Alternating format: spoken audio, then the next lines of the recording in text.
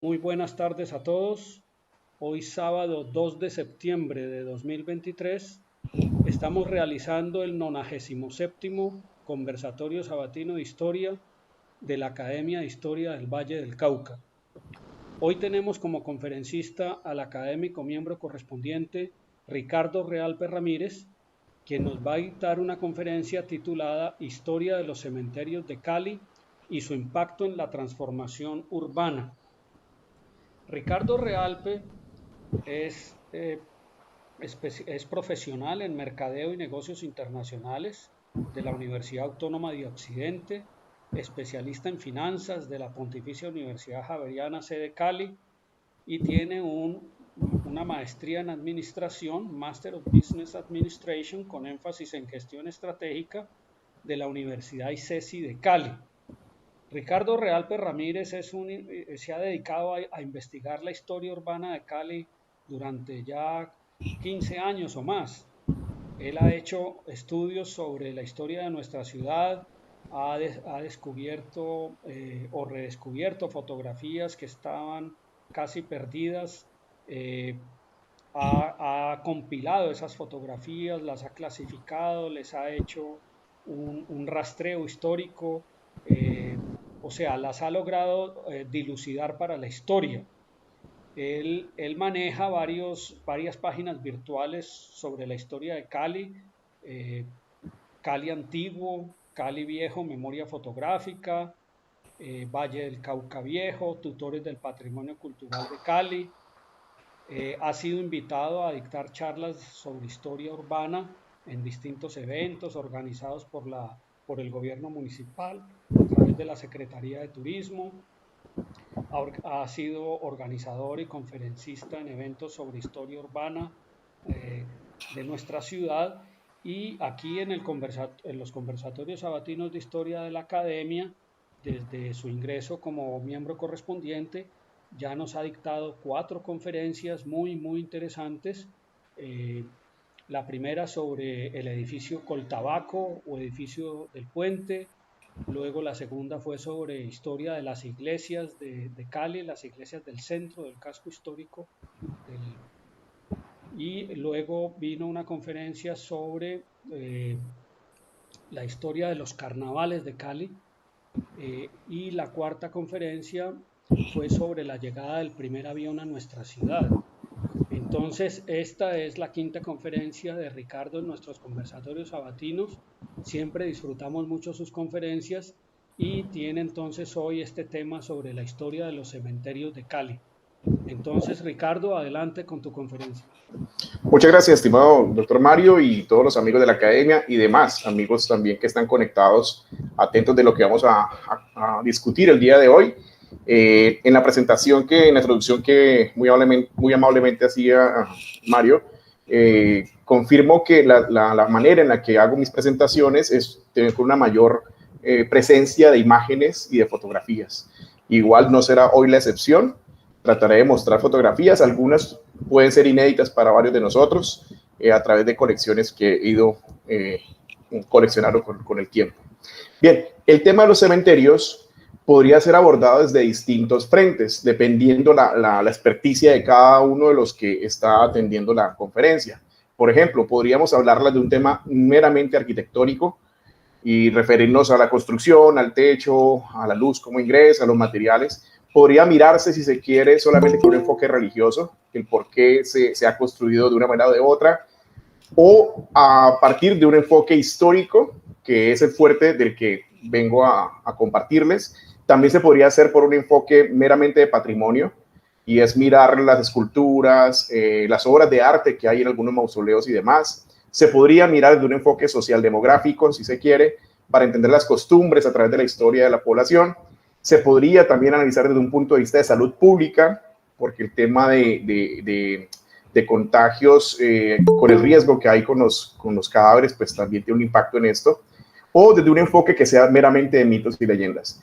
Como ustedes pueden ver, podría abarcarse desde cualquiera de estos. Creo que en general en términos generales, usaré un poquito de cada uno de ellos, pero mi fuerte sería el tema histórico, la cronología y el tema urbano de cómo se fueron dando las construcciones de estos mismos cementerios en la ciudad.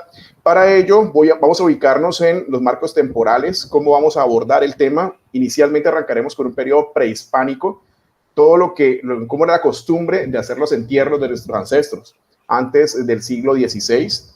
Entramos al periodo, llamaríamos hispánico, pero sería el nombre más correcto, como desde la llegada de los españoles hasta antes de la República. Es el periodo cronológicamente hablando más extenso. Y finalmente ya nos entraremos a mirar los cementerios en el periodo republicano, prácticamente siglo XX. Bien, pero antes de iniciar, valoremos un poco si el significado de la palabra cementerio es el mismo para el resto del mundo o para todas las profesiones es lo mismo o en todos los países. Resulta que hay al menos 4 palabras que la agrupan, pero antes que ello, compartirles que el origen de la palabra cementerio viene del latín cemeterium.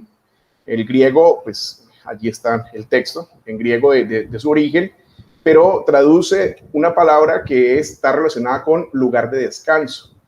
Esto nos invita a entender que la forma en la que se definían un cementerio era como un punto de transición, por lo menos en la etimología de su palabra. Un lugar donde había un reposo o un descanso.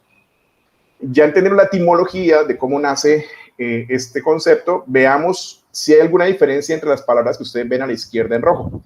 La primera, panteón. Panteón era una palabra muy antigua y era más usado en leyendas, pues estamos hablando de inicios de civilización, y que era el lugar donde residían los dioses. Posteriormente, con los años, luego fue cambiando la acepción y era el lugar donde estaban sepultados los reyes o emperadores. En todo caso, pareciera ser que la concepción siempre va ligada como a un perfil más alto, una alta jerarquía del panteón. En la imagen ustedes ven, a modo de ejemplo, el Panteón Romano de Agripa, que hoy funciona como una iglesia católica. El tema de panteón, en la actualidad, en lo que es Centroamérica y Venezuela, se suele usar más la palabra panteón que cementerio.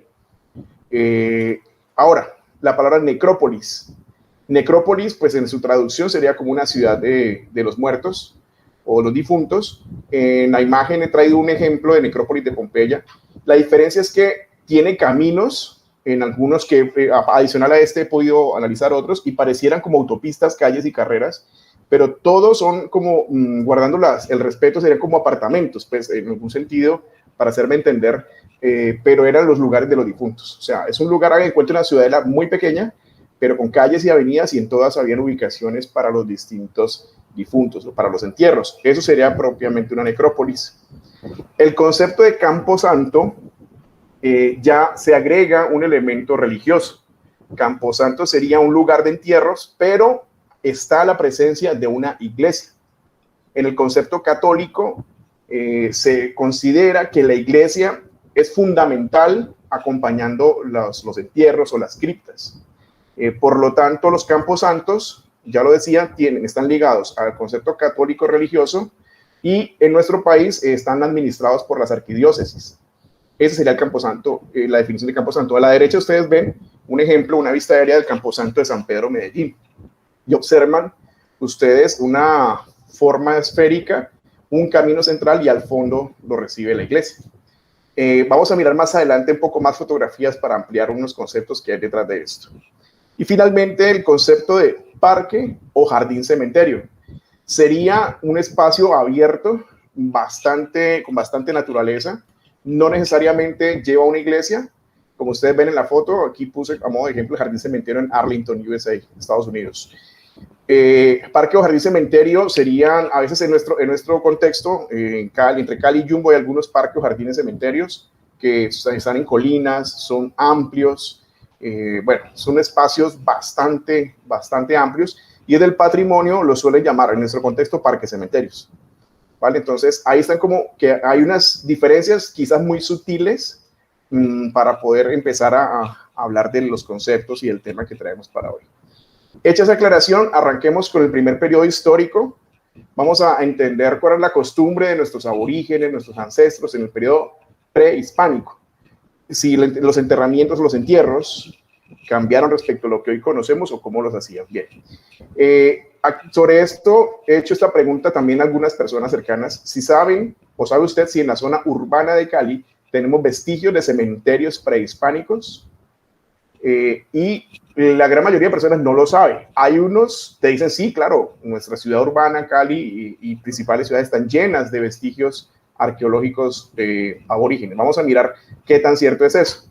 Esta historia arranca en 1996. Para esta historia que les voy a contar, me entrevisté con una arqueóloga, una profesional, Sonia Blanco, a quien doy todo el agradecimiento, quien fue la que hizo el siguiente hallazgo arqueológico. Lo que ustedes ven en la fotografía es una calle que se le llama la calle de la Escopeta. Nuestra ciudad de Cali hoy tendría entonces 2 calles bajo el nombre de calle de la Escopeta. La primera, la muy tradicional, que queda por la carrera Cuarta, como una parte detrás de la Merced, carrera Cuarta con calle Sexta, pues esa es la que siempre hemos conocido bajo ese nombre. Pero recientemente, en estas épocas recientes, en Ciudad Jardín, con las nuevas construcciones, se le llama calle de la Escopeta a la calle 15, por el sector del lago La Babilla. La casa que ustedes ven donde está el pino está numerada con el número 32, y allí ocurrió la siguiente historia. Los propietarios de en aquel momento de esta casa llaman a la policía porque dicen que han encontrado unos restos óseos. Bueno, la policía ingresa y evalúa, se dan cuenta rápidamente que no se trata pues, de restos recientes, no es un crimen. Se dan cuenta que tiene que ver con arqueología, se llama al instituto respectivo, al INCIBA. Ellos llegan en su momento y empiezan a hacer, a partir de ese momento empiezan a hacer distintos estudios, y ahí es donde ingresa la arqueóloga que mencioné, la doctora Sonia Blanco. Resulta ser que se trataba ni más ni menos que un entierro indígena, que estaba ya construida la propiedad, y en el antejardín estaban haciendo unos trabajos, unas excavaciones con retroexcavadora, y saltaron unos huesos. Resultó ser que se empieza a hacer todo el estudio y terminó siendo no solamente una tumba, donde estamos hablando, sino que en todos los alrededores terminaron encontrándose 6 tumbas indígenas. Este hallazgo, lo que ustedes ven aquí es un borrador, un boceto para entender cómo se hacían los entierros indígenas, y esta es una de las claves que utilizan los arqueólogos para poder diferenciar las distintas culturas a lo largo del país. Me refiero a culturas indígenas. Tenían distintas maneras de hacer sus entierros. La que ustedes ven en la parte superior, donde estoy moviendo el puntero del mouse como una línea horizontal, sería el nivel del piso. Esa boca de entrada o túnel podría variar. A veces era ovalada, a veces era circular, a veces era cuadrada, a veces era rectangular. Se descendía y ya tenía unos peldaños, pero eran agujeros sobre la pared que se iba generando hasta llegar al fondo de lo que se llamaba el pozo. Cuando se llegaba a ese pozo, que la entrada no era en principio muy ancha, y llegábamos al pozo, se encontraba sobre uno de los costados de la pared una recámara. Y sobre esa recámara, ahí era donde se encontraban los huesos de los difuntos, los entierros que hubiesen. A veces eran individuales, a veces se encontraban grupos de familia, a veces incluso restos de animales. Y al frente, no siempre, pero algunas veces se ubicaban también unas cámaras más pequeñas que se les llamaban nichos, y en ellas reposaban el ajuar, lo que eran collares, lo que eran pulseras, narigueras y todo lo demás. Contrario a lo que normalmente se cree, estos entierros no eran a nivel superficial o de bajo profundidad, no, eran más bien profundas. Las que se encontraron en Ciudad Jardín oscilaban entre 3 y 6 metros de profundidad, pero leyendo un poco más del tema me he encontrado que en Ipiales, en esta zona del país, han encontrado entierros hasta de 11 metros de profundidad. O sea que tenían la costumbre de cavar bastante profundo para realizar sus entierros. Y los entierros se hacían normalmente o al lado de los bohíos donde ellos residían, o incluso en algunas veces era dentro del bohío que se hacían este tipo de excavaciones, o sea, este tipo de rituales, de entierros de esta manera.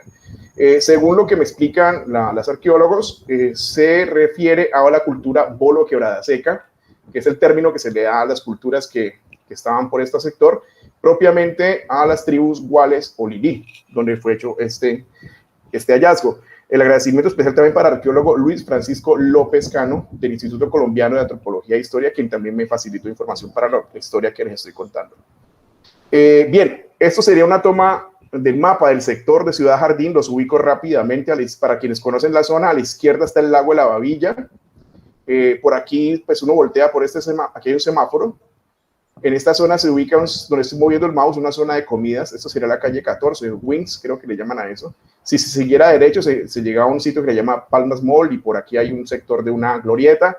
Pero la ruta para llegar a este entierro sería volteando por la calle 14, bordeando el lago, se llega a una iglesia, y en este punto se voltea a la izquierda en el sentido en el que vamos, luego a la derecha, y aquí estaría la casa 32, donde se realizó el primer hallazgo.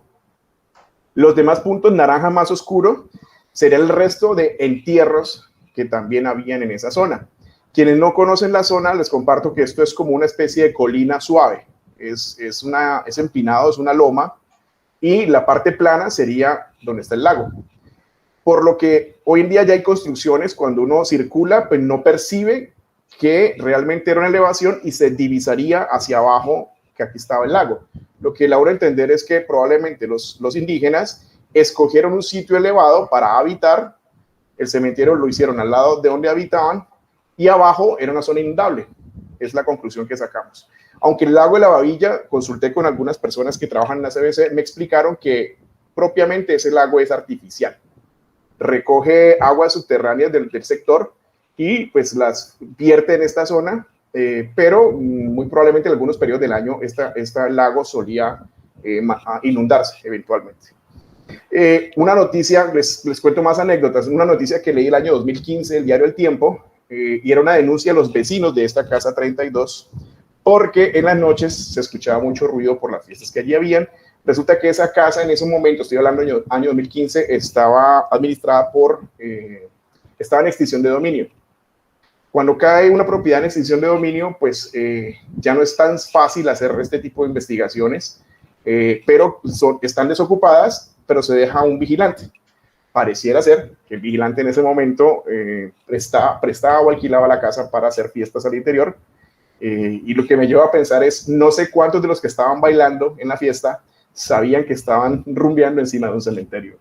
Algo pues que dejan dudas de cómo habrá sido el tema. Bueno, pero lamentablemente, por estar ya las construcciones terminadas, no hay nada que se pueda hacer para recuperarlas. Esta es una fotografía del sector. Quienes no lo conozcan, sería esta la vía que conduce hacia la glorieta, y hacia la derecha, en la posición que está la foto, se llegaría al sitio que estoy comentando, y al extremo derecho de la foto se observa el lago de la Babilla. Existen otros hallazgos arqueológicos del periodo prehispánico ubicados en la zona urbana de Cali. O sea, ¿hay más o este es el único? La respuesta es, hasta ahora este es el único. Hasta ahora en zona urbana esto es lo único. Sí han habido otros hallazgos de entierros o cementerios indígenas, pero en zonas rurales. Por ejemplo, en Pichindé, el arqueólogo James Ford entre 1941 y 42 hizo un hallazgo. En el sector de Pance, la arqueóloga Olga Osorio realizó también un hallazgo de restos de entierros indígenas en 1986. Y el cementerio que se encontró dentro de la hacienda Cañas Gordas en el año 2016, sobre lo cual la investigación nos la contó amablemente el arqueólogo Francisco López. Más adelante hablamos un poquito más de eso. O sea que hasta aquí lo que estamos viendo es que, contrario a lo que muchos pueden pensar, que nuestra zona urbana, Plaza de Caicedo y alrededores donde empezó a fundarse la ciudad, no es que abunden los hallazgos arqueológicos. ¿Por qué? Bueno, sobre esto ya hay muchas conjeturas. Yo les voy a dar dos hipótesis, son mías, respecto a lo que he investigado, y es que simple y llanamente no se han hecho más estudios. Realizar un estudio arqueológico requiere una inversión importante, porque no es simplemente el pedir permiso, ir 1 o 2 días a excavar y ya tenemos la respuesta, ¿no? Implica meses, implica años, implica personal experto, implica laboratorios, implica maquinaria para hacer la excavación. Bueno, implicaciones muy fuertes, y en Cali no se han hecho muchas de ellas. Por lo tanto, creo yo que si en algún momento se hicieran, podríamos tener muchas más de las que hoy tenemos, o encontrar muchas más. Y otra hipótesis mía es que las zonas urbanas, me refiero como la Plaza de Caicedo, que es el sitio donde urbanamente se empezó a poblar la ciudad, las zonas urbanas actuales no eran su hábitat natural. Nuestros indígenas bajaban a la Plaza de Caicedo para hacer intercambio comercial de víveres, productos agrícolas y lo demás, pero regresaban a las zonas montañosas. Nuestros indígenas aborígenes de este sector en esos años preferían estar en zonas altas porque sabían que en las zonas planas solían darse inundaciones. Eso es más una hipótesis de mi parte. Y bien, para ir ya ir cerrando el tema de esta primera fase, cómo se daban los entierros, o cómo eran los cementerios, les comparto una imagen que la elaboró la misma arqueóloga Sonia Blanco, pero fue contratada por el POT para realizar este diseño. Este es el mapa de Cali, para poder pintar cuál podría ser una zona con un potencial de hallazgo arqueológico más alto. Las zonas que están en rojo son las que, según ese estudio del mapa de Cali, a la derecha estaría el río Cauca, por aquí donde estoy moviendo el mouse sería la plaza de Caicedo, y toda esta zona donde estoy grande de aquí sería la zona de montañosa de Cali. Las zonas que están pintadas de rojo son las zonas con altísima probabilidad de encontrar más restos o hallazgos arqueológicos. Las zonas de amarillo más oscuro, como mostazas, serían zonas con un potencial alto, y ustedes observan que sobre la margen derecha, cerca al río Cauca, se observa que hay un potencial altísimo, pues altísimo no, alto. Y el resto de colores, entre más tiran al blanco, pues viene siendo menor posibilidad de hallazgo arqueológico. En conclusión, considero que en nuestra ciudad faltaría hacer la inversión para una inversión más extensa para que promocione este tipo de estudios y conocer más nuestros orígenes. Aquí finalmente, con esto ya cierro este capítulo, esta primera parte, y es qué ha pasado con los hallazgos. Se puede ir a visitar. Bueno, esto fue unas fichas de cómo fueron registrados los hallazgos de las 6 tumbas arqueológicas, pero la forma de clasificarlas es que le ponen estrella negra. Estrella negra es que ya se ha perdido o ya no se puede recuperar. Se hizo el registro, se hizo el hallazgo, pero no puede, más de ahí no se puede hacer, porque en todas se ha edificado sobre ella. Estoy hablando del año 96, pero a la fecha ya han construido edificios, ya han construido casas de 2, 3 pisos, y ya quedó perdido, pues, y no pudimos rescatar, lamentablemente, algo que de pronto en otras ciudades probablemente sería objeto de visita, de museo, pero pues nos perdimos ese hallazgo arqueológico de ese punto. Bien, hasta ahí cerramos esa primera parte, y antes de avanzar con la siguiente fase histórica, nos deja claro que nuestros indígenas sí realizaban entierros de sus difuntos, y lo que es particularmente en nuestra zona de Cali, Valle del Cauca, sí lo realizaban en enterramientos, o sea, bajo la tierra. Hago esta aclaración porque hay otras costumbres indígenas que no eran bajo tierra, tenían otro tipo de costumbres, pero las nuestras, las que estoy hoy presentando, pareciera que sí lo conservaban, y esos entierros los hacían cerca de donde ellos mismos residían. En términos generales, esa es como una de las conclusiones que podemos ir llevando. Ahora sí saltamos a la segunda fase histórica. Vamos a hablar un poco de ese periodo, desde que llegan los españoles hasta los años antes de que se creara la República de Colombia. He traído a modo de ilustración la lámina que ustedes ven ahí. Esa lámina corresponde a las que se pintaron las 151 láminas dentro de la misión coreográfica Agustín Codazzi, que duró 9 años, empezó en 1850, terminó en 1859, y esta es una de esas láminas pintada en 1853. Por él, el pintor se llamaba Manuel María Paz, y tienen el título llamado Campesinos de Cali. De esa lámina rápidamente podemos primero apreciar que están en caballos, no en mulas, lo cual nos da a entender que ya estaban sobre zonas planas, frecuentaban zonas planas, porque para los viajeros que tenían que transitar de un municipio a otro, como no habían carreteras, preferían hacerlo circular en mulas, porque este animalito opera muchísimo mejor en terrenos pantanosos, en inclinaciones, para subir loma. El caballo no, el caballo se desempeña mejor en zona plana. Otra conclusión que podemos sacar de esta lámina es que tienen unos ponchos o ruanas, y estos ponchos o ruanas eran de algodón, no eran de lana como los que se usan hoy en día. Vemos sus sombreros de copa alta, que fueron muy característicos de esta época.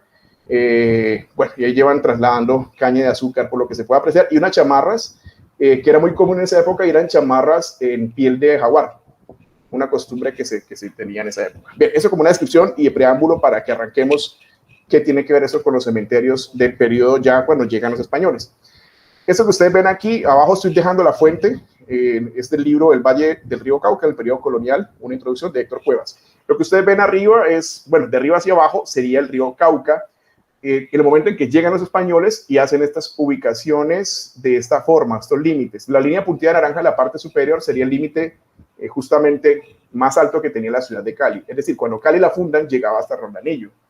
Y en la zona más al sur, Cali llegaba hasta un poco más abajo de Jamundí, hasta una zona de ríos que converge por este punto. Y de izquierda o de oeste a este, los límites eran desde el Océano Pacífico o Buenaventura hasta el río Cauca. O sea que tiene una extensión muchísimo mayor de lo que hoy es. En este gráfico, aquí se pinta la zona urbana actual de Cali y los punticos restantes que ustedes ven son ubicaciones que hicieron los españoles para asignárselos a nuestros indígenas o aborígenes. El acuerdo es que dividieron toda la población en dos ubicaciones o sectores. Uno, los pueblos de españoles, propiamente hablando, y dos, los pueblos de indios.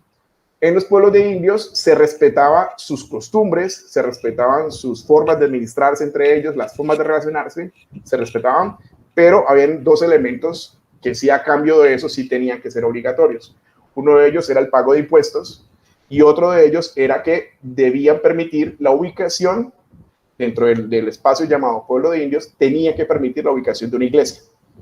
Y esas iglesias se llamaban iglesias doctrineras, pero eran iglesias muy pequeñitas, muy modestas, digámoslo así. Y de acuerdo a una periodicidad definida, llega un sacerdote, provenía, digamos, de la zona urbana más cercana, y ahí se instalaba y él enseñaba la doctrina pues, de catequesis en la religión católica. Para el año, finalizando el siglo XVI, nos dice el autor que ya en esta zona los pueblos de indios se reducían a 9. El primer pueblo de indios más cercano a la zona urbana en Cali se llamó El Bayano, que sería actualmente el barrio San Nicolás, porque estaba a pocos metros de la zona principal de inicio de urbanización, que es Plaza de Caicedo, y a los pocos metros hacia el oriente se haría el asentamiento de estos indígenas. El primer pueblo que se asentó ahí eran indios bayas, de ahí deriva el nombre del Bayano. Pero también así mismo sería el primer pueblo aborigen en perderse, en el sentido que fue absorbido muy rápidamente por la urbanización. Estos pueblos de indios, ya les voy a explicar por qué son tan relevantes. Mencionemos rápidamente los demás. Hay un pueblo de indios en Jamundí, en Cañas Gordas, en Meléndez, San Diego de Alcalá, este puntico que ustedes ven aquí. San Diego de Alcalá sería el punto, ni más ni menos, donde hoy se encuentra el cementerio central de Cali.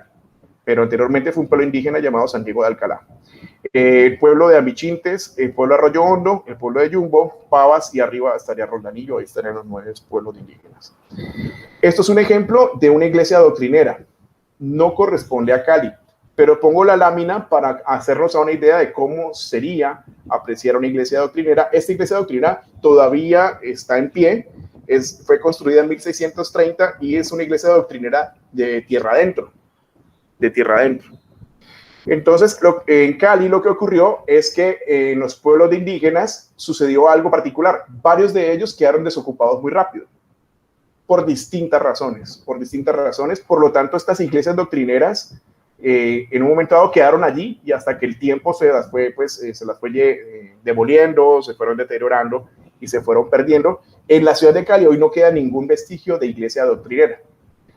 Un ejemplo de donde hubo una iglesia doctrinera fue, ya lo decía, en San Nicolás. En San Nicolás, donde hoy está la iglesia que todos conocemos, en el parque que le llamamos San Nicolás, su nombre realmente es 20 de julio, ahí se ubicó una iglesia doctrinera. Esto, ¿qué tiene que ver con los cementerios? Resulta que donde se ubicaron antiguamente las iglesias doctrineras de los pueblos de indios, fue ubicación de los primeros cementerios en la ciudad de Cali.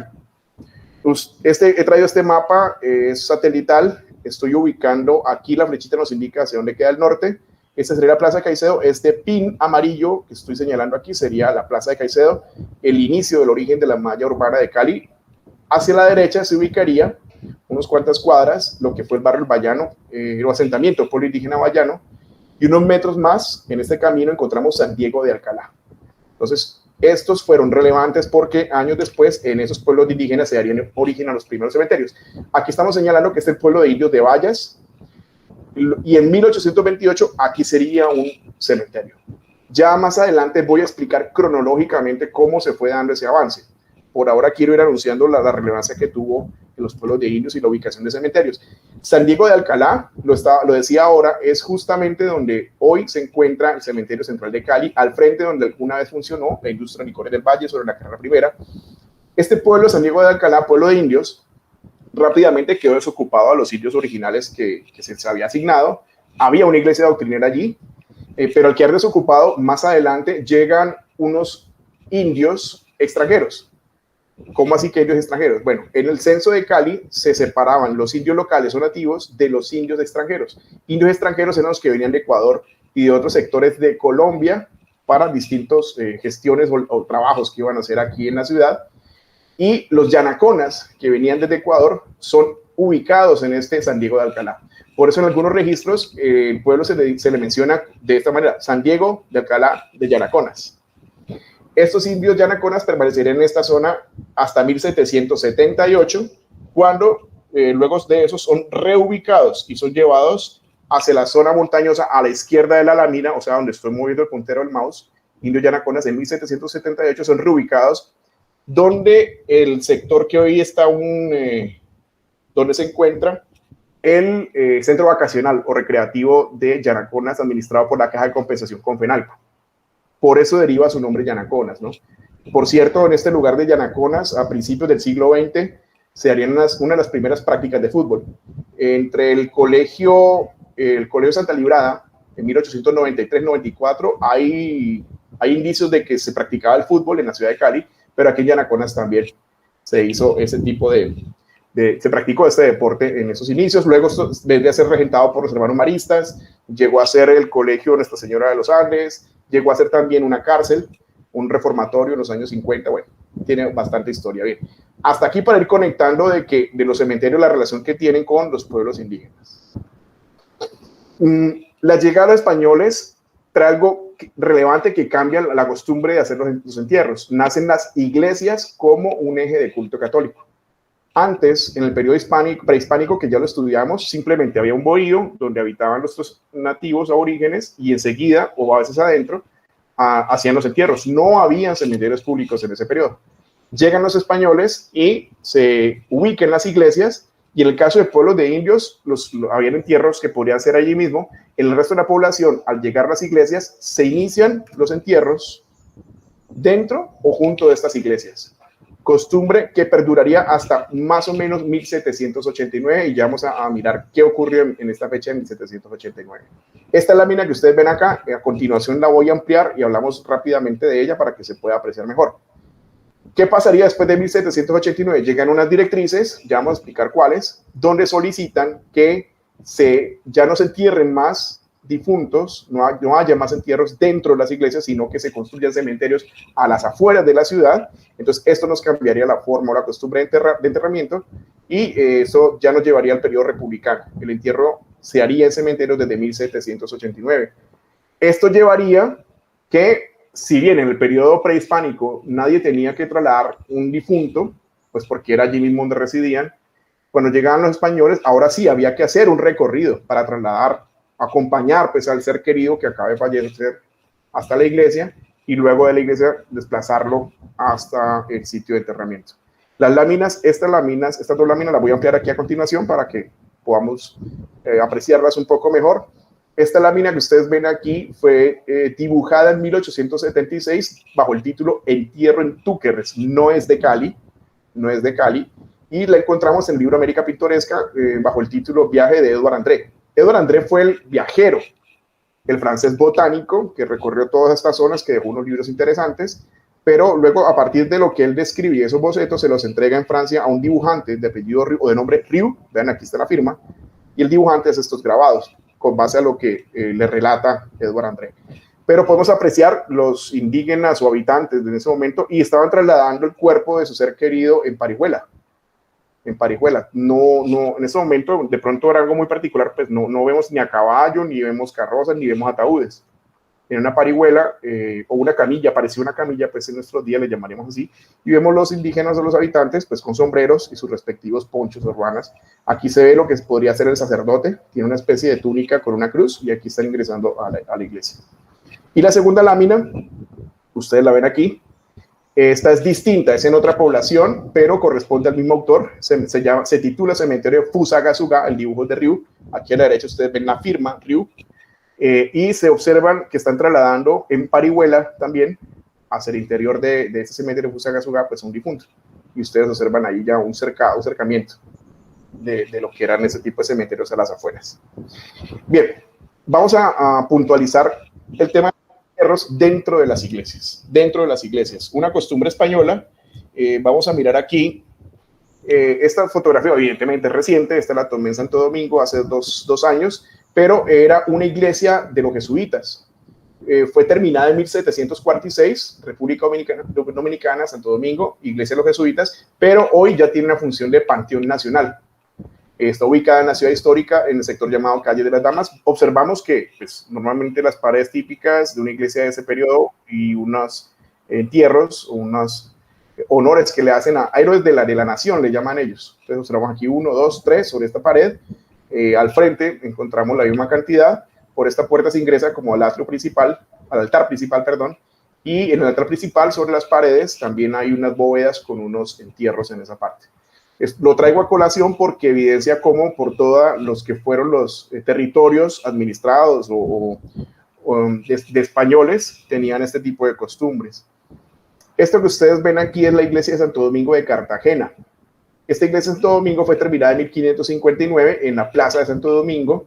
Y esta fotografía la pude tomar en un momento donde la puerta la dejaron abierta. ¿Por qué lo digo? Porque es que la iglesia de Santo Domingo entiendo que ya no oficia misas de manera normal, sino por eventos muy especiales abren la puerta para atender pues, dicho evento. Pedí el permiso respectivo y pude tomar esta fotografía. Esto es del piso, del costado izquierdo de la iglesia. Aquí se ve el borde de la pared ya y observen cómo dentro de la iglesia hay cantidades de criptas. Aquí nada más pude identificar que la foto no quedó de mucha calidad, pude entender 1882, una de las fechas que tiene las criptas que ustedes ven acá. Esto lo traigo a colación para ratificar el concepto de que los entierros o los enterramientos se hacían dentro de las iglesias. Bueno, pero ¿de dónde viene esa costumbre de que hayan cadáveres o enterramientos junto a un sitio de adoración? La imagen que pongo acá es simplemente recreativa, no tiene que ver con esta ciudad, es el Circo Romano, tomada en 1870, es una foto real, pero la historia nace desde aquí, en el momento en que el cristianismo no era una religión todavía oficial, eran perseguidos los primeros cristianos. Recordemos que parte de los actos implicaban que los tiraban a los leones, y pues después de que la víctima o el cristiano ya pues era devorado y los restos que quedaran, pues los cristianos que estaban con él los recogían y si estaban prisioneros donde estaban, ahí mismo en el acto, junto al cadáver, realizaban unas misas, unos rituales como en homenaje al fallecido. Luego esto fue llevando a que en las catacumbas, que eran sitios donde estaban los esqueletos, los enterramientos, hicieran oraciones, hicieran misas en estos sitios donde habían pues enterramientos también, misas en catacumbas. Cuando fue una religión prohibida tenían que esconderse. Hasta que el concilio de Nicea y hasta que Constantino I pues permite o define de que para Roma la religión católica sería la oficial de este imperio, entonces ya dejan de ser perseguidos. Esta lámina que ustedes ven acá es una recreación de cómo podría ser esas primeras misas cuando tenían que hacer lacecitos escondidos.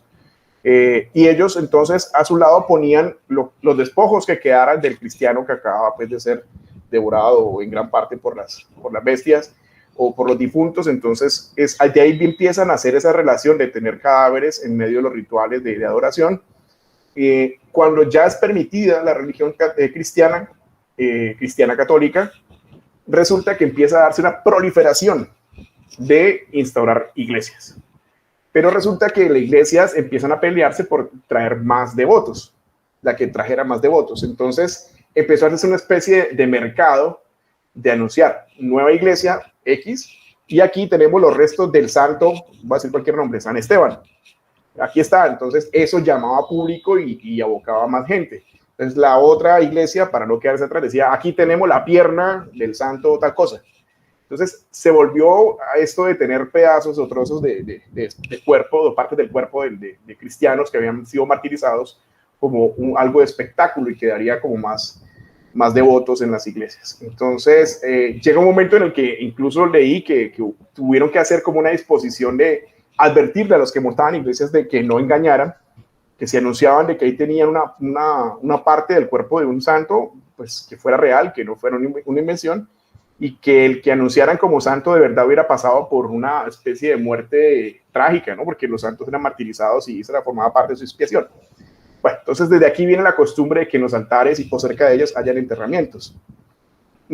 Vamos a dar un salto en la historia y vamos a un incidente que cambiaría o tendría unas alertas fundamentales en este tema de los cementerios. En el año de 1781 ocurre una epidemia en el País Vasco, evidentemente en España, norte de España, Y en un pueblo llamado Villa de Pasaje, norte del País Vasco, ocurre una epidemia que deja 83 muertos. Pero ¿qué pasa? Como la costumbre era que el enterramiento tenía que ser en la iglesia, pero era tan contagiosa la epidemia que lo que hacía la gente era arrastrar el cadáver del familiar que fallecía y lo dejaban a la entrada de la iglesia. Y así todo el mundo fue dejando los cadáveres y la iglesia no podía manejar eso. Entonces eso desató una pandemia, podríamos decir, un alto nivel de contagio, los olores, eso fue una crisis que se estaba saliendo de las manos, lo cual disparó las alertas en todo el reino, y también algo parecido que ocurrió con otras epidemias en nuestros países, también empezó esto como a despertar la necesidad de tener que cambiar esa manera de hacer los entierros. Las imágenes que ustedes ven a la derecha no son correspondientes con el tema del País Vasco, las traje nada más a modo de recreación, o que recrearan pues un poco la escena de pandemia. Corresponden realmente a una epidemia de gripe que hubo en Bogotá en octubre de 1918, que cobró la vida de 1.900 personas, y hay muertos sobre las calles. Esto eran hospitales donde ya no daban abasto para atender a las víctimas de la pandemia, o la epidemia, perdón. Estas son fotografías de los hospitales, los cadáveres estaban quedando aquí, y esto pues la gente moría en los andenes y moría en las calles. Esto fue en 1918.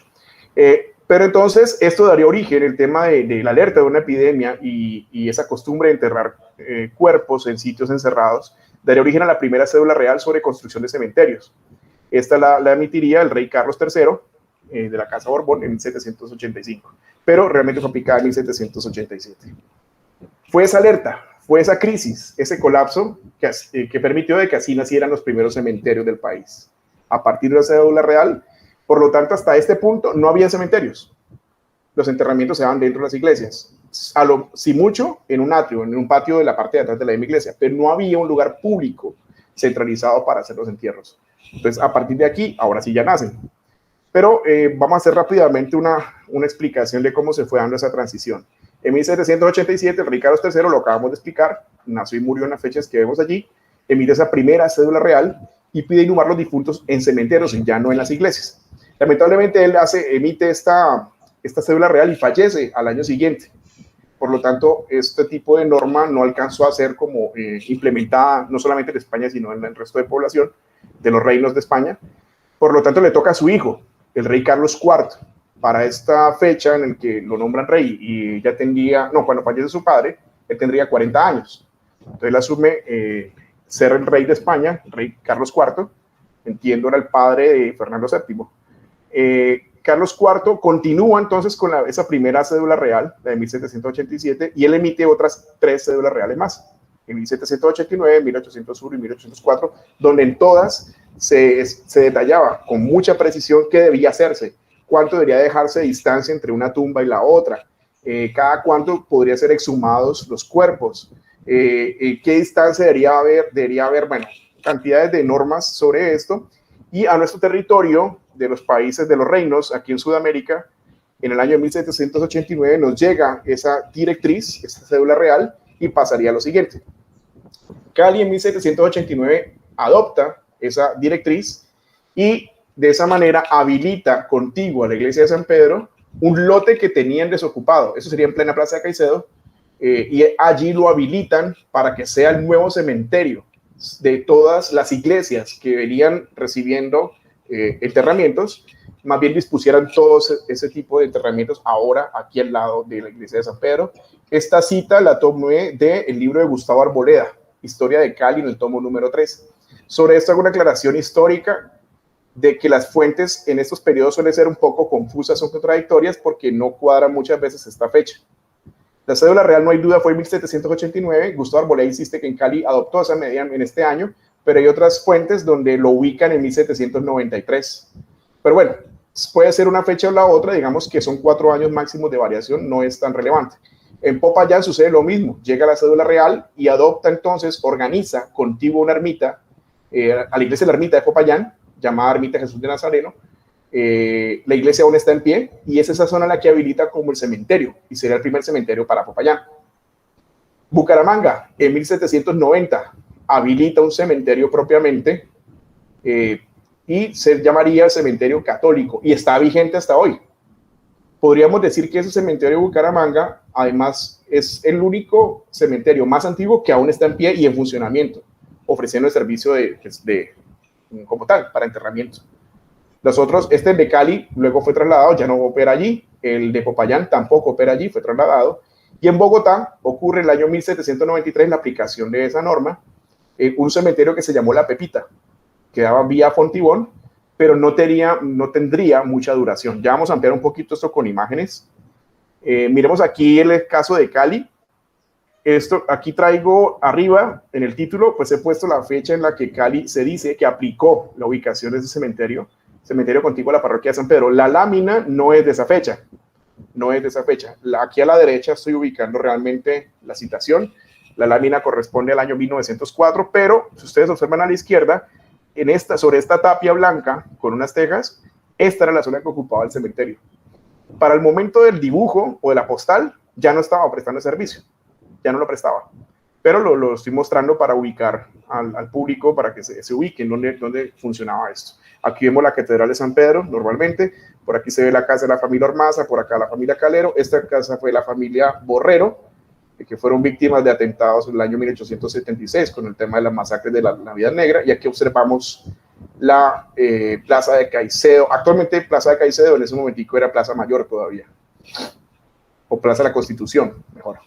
Bien, me devuelvo en un detalle. Fíjense que la postal viene marcada como Cali Cauca, no dice Cali Valle del Cauca, lo cual confirma de que todavía Cali, el departamento del Valle del Cauca no había nacido. Cali todavía dependía del Estado soberano del Cauca. Bien, sigamos. Esta es una gráfica realmente es de la iglesia de Popayán. Es la iglesia. Y el cementerio, dicen las escrituras o dicen los documentos, que el cementerio se ubicó contiguo a la iglesia de la Ermita, que ustedes están viendo en la imagen, pero hoy ya no opera allí. El cementerio luego en 1842 lo trasladan hacia un sitio hasta donde hoy funciona, se llama el Cementerio Central de Popayán. Debo confesar que no conozco mucho la arqueología del sector y no tengo claro respecto a la iglesia hacia dónde estaba ubicado ese primer cementerio. No sé si fue sobre este costado o detrás de la entrada principal o al frente, la verdad no lo tengo muy claro. Más adelante en la discusión, si alguien conoce en ese periodo donde se ubicó, pues lo agradecemos para poder perfeccionar el conocimiento de este tema. Bucaramanga, miremos aquí, Bucaramanga, este es el cementerio de 1790, el cementerio central católico arquidiocesano, todavía está en funcionamiento y dicen los escritos, los documentos, que fue parte del que ideó ubicarlo en esta zona y las medidas que debería tomar y lo demás. En esto ayudó José Celestino Mutis, de la expedición botánica, porque para ese periodo él era sacerdote en Bucaramanga. Entonces él fue los que ayudó como en esta implementación de esta es la iglesia, de la capilla del cementerio, y hacia atrás ustedes observan la entrada para donde están las bóvedas. Aquí está la dirección, recomendado por José Celestino Mutis, y está vigente. Por lo que he investigado, es el único cementerio en Latinoamérica, el más antiguo, y que de esa fecha que inició desde 1790 aún sigue prestando ese servicio. Esta es una lámina referente al cementerio de Bogotá, que se le llamó La Pepita, tuvo una corta duración, no es el actual cementerio central de Bogotá, este fue otro, este fue primero. Vemos un plano, este plano que ustedes ven acá fue levantado 2 años antes, en 1791, por un militar, que se le pidió levantar el primer plano de Bogotá, y lo hizo en ese año, fue un militar, un trabajo de cartografía, y donde está ese círculo de la lupa, por este punto, por aquí sería más o menos donde se ubicó el cementerio de La Pepita, atendiendo a aquella directriz de la cédula real que pedía que sacaran los cementerios de la zona urbana. Sin embargo, hubo resistencia. Esos cementerios en las afueras no eran vistos con buenos ojos por la población, entre otras razones, porque en las afueras era el lugar donde se enterraban lo que se llamaban los no piadosos, es decir, los que no eran católicos, los que se habían suicidado, los que tenían un pecado o de otra manera no podían estar dentro del ritual católico, no permitían enterrarlos en los cementerios principales, sino en las afueras. Entonces las familias de esos momentos no veían con buenos ojos que también los enterraran como si fueran, pues ellos lo veían como un desprecio, ¿no? Como en las partes de entrada de la ciudad, donde había periferia, donde habían basuras, donde habían, bueno, desechos. Entonces consideraron que no les parecía que era un trato digno. por lo tanto no tuvo mucho éxito el enterramiento aquí, y hasta que en 1832 en Bogotá se construye el cementerio central, que hasta hoy viene prestando sus servicios a esta ciudad. Bien, ahora sí, vamos a dar un panorama de pinturas y láminas relacionadas con los rituales de entierro y de cementerios en el siglo XIX. Por nuestro país, veamos algunas de ellas. Esta lámina es de 1860, el autor es Ramón Torres Méndez, para mí uno de los mejores pintores o más representativos en Colombia en ese periodo. La característica del señor Ramón Torres Méndez era que él se centraba a mostrarnos costumbres muy particulares de la cotidianidad bogotana de esas épocas. Aquí vemos cómo llevaban o trasladaban un entierro o un difunto. Vemos que ya había uso del cajón de ataúd, que algunas personas con las que yo la me discutían de que para estos años no habían ataúdes. Sí lo sabían, pero evidentemente esto tendría un costo y no todas las familias de esos años tendrían para pagarse un ataúd, ¿no? Aquí abajo se ve la marca, dice antiguo modo de conducir los cadáveres. Vemos aquí pues esa lámina de Ramón Torres Méndez. Aquí vemos una lámina de la visita que hizo el norteamericano Isaac Holton en su libro 20 meses en la Nueva Granada, y él le llamó la atención la forma que tenían los ataúdes colombianos, más anchos sobre la cabeza y muy angostos sobre la zona de los pies. Esta era la forma de los ataúdes para quien hacía uso de él. Vemos aquí una lámina curiosa, muy curiosa, y pues llama mucho la atención, me parece un poco extraña, y es que los entierros de niños o de bebés eran acompañados de fiestas, como de carnavales. Esto está, aquí usted ven en la parte inferior, ven el nombre, el título de la obra, se llama Entierro de un niño, Valle de Tensa, esto queda en Boyacá, es el mismo pintor bogotano Ramón Torres Méndez, pero observemos lo siguiente, en la parte de atrás pues vienen unas mujeres de luto, vestidas de negro con su sombrero, detrás de ellas se ve un señor disparando como un fuego pirotécnico, ¿no? O le decimos aquí cohetes, disparando cohetes. Un señor, un caballero, lleva en una especie de repisa el cadáver del niño o niña, que está como en posición está sentado con las piernas recogidas, de pronto en una posición rígida, y por delante van músicos. Vemos aquí lo que pareciera ser un tiple, se ven 4 cuerdas. Podría ser un tiple en el sentido que el tiple solo a partir de 1916 tuvo 12 cuerdas. Entonces, los primeros tiples colombianos tenían 4, lo que encontraban en investigaciones. Pero bueno, esto es un poco extraño, ¿no? Que produjera este tipo de celebraciones en torno a un niño, al entierro de un niño, perdón. Veamos la siguiente lámina. Esta otra lámina es curiosa también, es de un viajero. Él era diplomático que estuvo en Bogotá, José María Gutiérrez de Alba, pintada en 1871, titulando Indios civilizados conduciendo un cadáver al cementerio, una acuarela. Vemos que hacían uso de parihuelas. No, así era que se trasladaban los difuntos, ¿no? Todavía no se usaban ni carruajes ni nada de esto. Y en este caso no se observa ataúd. Entonces vemos vistiendo sus ruanas o ponchos, están descalzos y respectivo sombrero que no debe faltar en este periodo. Miremos otra lámina, para mí también curiosa, del mismo autor, José María Gutiérrez de Alba, español, que estuvo como diplomático en Bogotá. Y esto fue en el periodo entre 1871 y 74 que hizo sus viajes. Este viaje lo hizo al Caquetá y está titulado de esta manera: Indios guaguis conduciendo al bosque a un moribundo a quien abandonan suspendido en las ramas de un árbol. Quiere decir esto que la persona que llevan aquí no ha muerto, está agonizando o está bastante enfermo, está moribundo, dice allí, y lo llevan bajo este mecanismo para dejarlo colgado de un árbol. Esta tradición de dejar cuerpos en los árboles la encontré también en algunos países europeos, en pueblos primitivos, pero estoy hablando bastante décadas atrás, que acostumbraban dejar a los difuntos en los árboles. Bueno, esto no es Valle del Cauca, esto es Caquetá, una costumbre indígena de dejar a sus difuntos en los árboles. Bien, aquí el mismo José Gutiérrez de Alba, en un camino determinado, pero no menciona exactamente en dónde, pero lo titula como un cementerio de indígenas, lo cual confirma que los indígenas sí tenían la costumbre de hacer entierros, pero vemos que al usar cruces, pues evidentemente ya han adoptado la religión católica en sus ritos. Entonces vemos como al lado de un camino, ellos ahí ponían sus familiares o parientes. Y esta es la última lámina de esta sección que les presento, del mismo autor, José María Gutiérrez de Alba, pero fíjense que siendo de otro autor en otro periodo distinto al periodo, el anterior que vimos, también tiene que ver con el entierro de un niño o de una niña.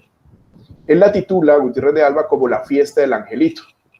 Dice aquí, indios conduciendo al cadáver de un niño al cementerio después de muchos días de baile. Y observamos una escena parecida a lo que nos pintó en las láminas anteriores Ramón Torres.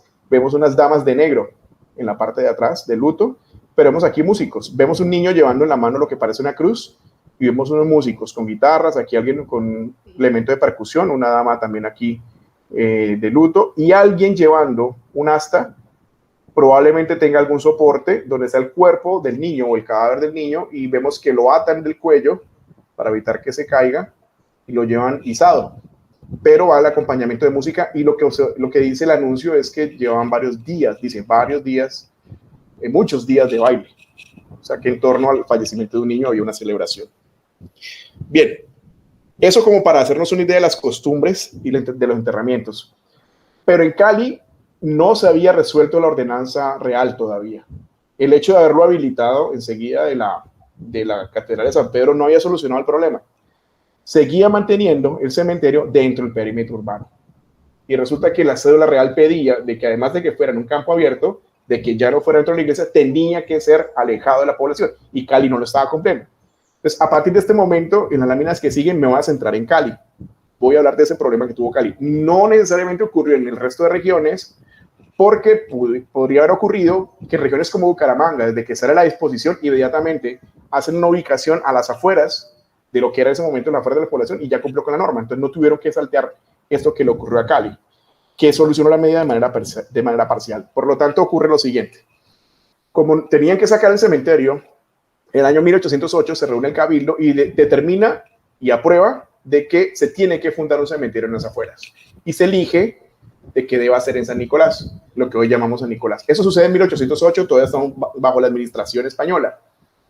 Para esta definición del Cabildo participaba un procurador que representaba los intereses de las órdenes reales, pero verificaba de que se cumplieran y le hacía la supervisión al Cabildo caleño de que cumpliera con eso. En ese momento, el procurador se llamaba Miguel Umaña.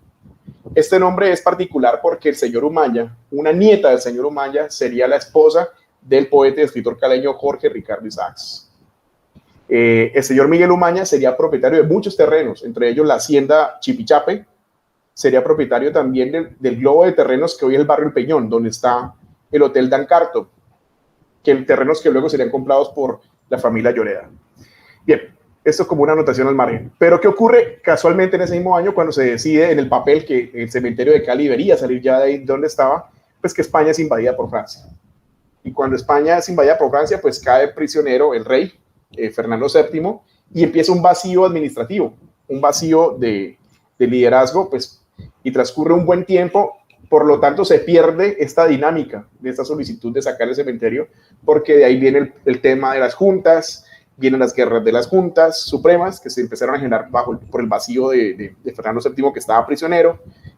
Luego viene después de esto, cuando es nuevamente repuesto en el poder, unos años después, Fernando VII, pues él acaba con las juntas y desea recuperar el dominio de los territorios, se viene otra vez, ahí donde vienen en nuestro territorio que fusilan a los héroes de la independencia, sean las guerras de independencia. Entonces, en medio de todo este caos administrativo, pues este tema de si los cementerios están bien ubicados o no, creo que pasó a una prioridad distinta.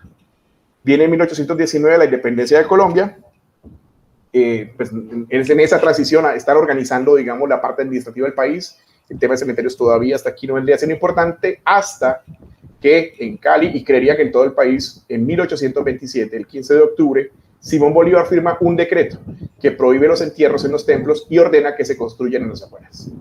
Entonces, en este cambio de jefe, digámoslo así, aquí eran las disposiciones españolas y aquí ya son disposiciones nuestras, en este caso Simón Bolívar, Cali acata esa orden y exactamente al año siguiente, en 1828, es que se mueve y se hace el traslado del cementerio desde donde estaba, en la Plaza Caicedo, hacia San Nicolás. ¿Por qué San Nicolás? Porque hasta ese momento, hasta ahí llegaban las construcciones. Era lo más extremo que había hacia el oriente de la ciudad. Por lo tanto, lo ubicaron ahí, además de que había sido un pueblo indígena o pueblo de indios, y habían restos de lo que fue una iglesia doctrinera. Entonces consideraron que era un buen punto para hacerlo. Se quedaría ahí, pero luego, en 1848, cuando avanzan las construcciones y ya queda absorbido por la urbe, se toma la decisión de que otra vez en 1848 debe volver a salir de ese punto y ponerlo aún más afuera. Eso llevaría a que en 1852 ocurría el tercer cementerio que tuvo nuestra ciudad y lo trasladan desde San Nicolás hacia el punto donde hoy se encuentra, el cementerio central o principal, que agarra la primera con calle 30.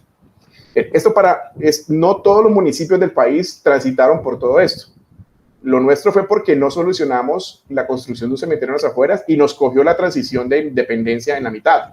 Hubo otros municipios, ya lo decía antes, que solucionaron desde una vez y listo. Por más que hubo toda esta transición, no tuvieron que hacer tantos movimientos del cementerio. Bien, hagamos un recorrido rápidamente cronológico con imágenes sobre las ubicaciones de los cementerios en Cali. Vamos a mirarlo. Entonces teníamos a esto, primer cementerio de Cali. Vamos a mirar unas imágenes de qué pasaba cuando las personas se enterraban en cualquier iglesia, la que estuviera más cerca de su administración o donde ellos residían. Este lapso sería desde 1789 hasta 1828, por lo tanto fueron 39 años donde ocurrió esto. La lámina que ustedes ven aquí las he tomado del libro de la Ciudad Colombiana Prehispánica de Conquista e Indiana de Jacques Aprimiset, en la página 263, y él nos demuestra cómo era la Plaza Mayor, donde estoy moviendo el puntero del mouse aquí, aspecto de la Plaza Mayor entre 1581 y 1602. Esta es la Plaza de Caicedo, pues digamos hoy en día. En esta esquina sería la calle 12, por aquí sería el edificio Otero, por aquí entonces sería el edificio de Cementos del Valle, aquí sería la Librería Nacional o Palacio Episcopal en el segundo piso, y aquí sería la iglesia de San Pedro. Esta es la calle 11, esta es la carrera quinta. Observen lo que nos muestra Jacques Saprin en su reconstrucción, donde nos muestra que era una iglesia más angosta, digámoslo, en su frente, pero con mayor profundidad, y la entrada quedaba por la calle 11. No tenía entrada por la carrera quinta. En este periodo, esta iglesia atendía los entierros de la población que estaba alrededor. No era todavía un cementerio municipal. Y unos años más adelante, en el trayecto, en el rango entre 1608 y 1625, observamos que esta iglesia ahora está rodeada de aquí dice, tapia y tejas. Ya vamos a mirar una lámina, cómo podrían ser esas tapias blancas y esas tejas, pero aquí al lado todavía había un lote desocupado. Por aquí sería actualmente pues, el edificio Lloreda, por aquí el Hotel Nueva York, por aquí el Palacio Nacional, por aquí el edificio Otero, etc. Bien, esta lámina que ustedes ven aquí es de pronto conocida por algunos, pero quería traerla para hablar de unos temas rápidos sobre ella. Dibujada en 1884, el dibujante se llama Barclay, está dentro del libro Viaje a la Nueva Granada, el viajero que hizo el recorrido, Edouard François André, iglesia de la Catedral de San Pedro. Este señor André, para hacer este dibujo, estaba hospedado exactamente en la casa de los Arcos de la familia Lloreda, de la familia Caicedo, que hoy sería el edificio Ulpiano Lloreda, en plena plaza de Caicedo, y le coincidió con una Semana Santa. Entonces, él pudo observar esto. Están las personas con unas ramas de palma en sus manos, las personas van con poncho, van con sombrero, las damas con vestido largo, atendiendo pues, a la entrada de la iglesia. Y esta pared que ustedes ven aquí es la tapia con tejas que les leí en el mapa anterior. Y según ese mapa, antes de que hicieran esta iglesia, pues con buen detalle que ustedes ven aquí, que sería la Catedral de San Pedro, lo que dice allá es que esta tapia se prolongaba hasta la esquina. O sea que la iglesia, antes de tener esto, era una tapia, con unas tejas blancas aquí. Y aquí sería donde funcionaba el cementerio. Para el momento del dibujo ya no estaba en servicio. Lo que ustedes ven al fondo, pues sería el Nevado del Huila, que se observaba con cierta facilidad por aquella época, desde la plaza de Caicedo se observaba el Nevado del Huila. Bien, esto sería una lámina. Bueno, un aspecto para mencionar. Este reloj que ustedes ven acá fue promovido por Fray Damián González para que lo traigan desde Europa. Lo ubican aquí en 1869 y con el terremoto de 1925, que se fractura pues, la fachada de la iglesia, este reloj se rescata y es llevado al cementerio central. Por lo tanto, el cementerio central nuestro, la iglesia que hay allí, tuvo durante una época de su historia el reloj antiguo que tuvo la torre de la plaza de Caicedo, de la iglesia de San Pedro. Esta imagen es solamente pues, recreativa para reforzar de cómo era. Esta sí es una foto, esto no es un dibujo, es de finales del siglo XIX. Se observan unas damas vestidas de negro con una sombrilla que era de tela. Pues no era, pues todavía no estaba ese plástico, no sé cómo se llame hoy, pues ese material. Las damas, dice la fuente, que son las señoras Lalinde, señoritas Lalinde, La familia Lalinde era una familia muy adinerada de esa época. Uno de sus hijos de esa familia eran los dueños del alférez real.